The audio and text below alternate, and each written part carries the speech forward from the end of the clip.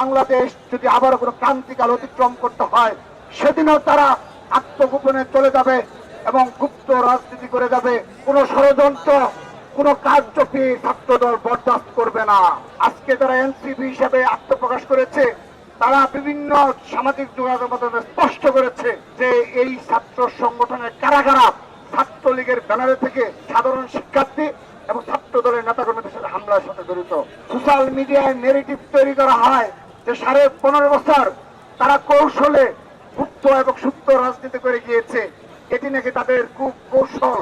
কিন্তু এই অপকৌশল গ্রহণ করে তারা যে ছাত্র দলের নেতা কর্মীদের হামলার সাথে ছাত্রলীগের জড়িত ছিল, তাদের কিন্তু সেই স্বীকারোক্তি আসে না।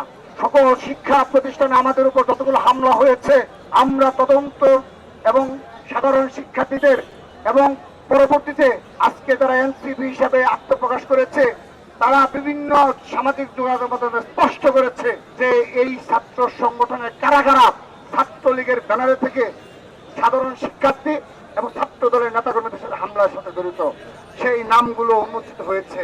তো তারা আজকে সেগুলোকে কৌশল হিসাবে আমাদের সামনে উপস্থাপন করে আমরা লজ্জা পাই।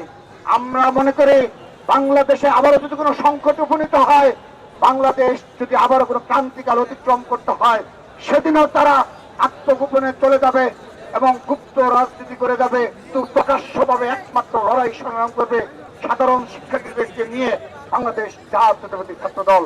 আমাদের স্পেসিফিক 2 থেকে 3টি কারণ রয়েছে, যে কারণে আমরা আজকে নির্বাচিত জাতীয় সংসদ নির্বাচনের শুরুর প্রাককালে আমরা আজকের এই অবরোধ কর্মসূচি গ্রহণ করেছি। শুরুতেই বলতে হয়, পোস্টাল ব্যালট যে ইস্যুর মাধ্যমে আপনারা অবগত রয়েছেন, একটি বিশেষ রাজনৈতিক গোষ্ঠী বারবার তাদের এই নির্বাচন কমিশন ভবনে তাদের সেই কর্মকর্তা সাক্ষাৎ করতে হয় এবং বারবার প্রেশার ক্রিয়েট করে প্রত্যক্ষ ইন্ধনে তারা এই ধরনের পোস্টাল ব্যালট ছাপিয়ে ষড়যন্ত্রমূলক ভাবে এবং কারচুপি করার জন্য তারা এই ধরনের কার্যক্রমে লিপ্ত হয়েছে বলে আমরা মনে করছি।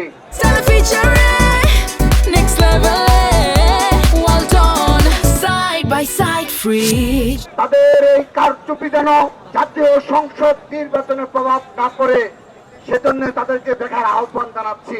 একদিনের নোটিশে বিগত 15.5 বছর এই বাংলাদেশের সবচেয়ে নির্যাতিত, রাজপথের সবচেয়ে পরীক্ষিত ছাত্র দলের নেতাকর্মীরা এই ঘেরাও কর্মসূচি সফল করছে।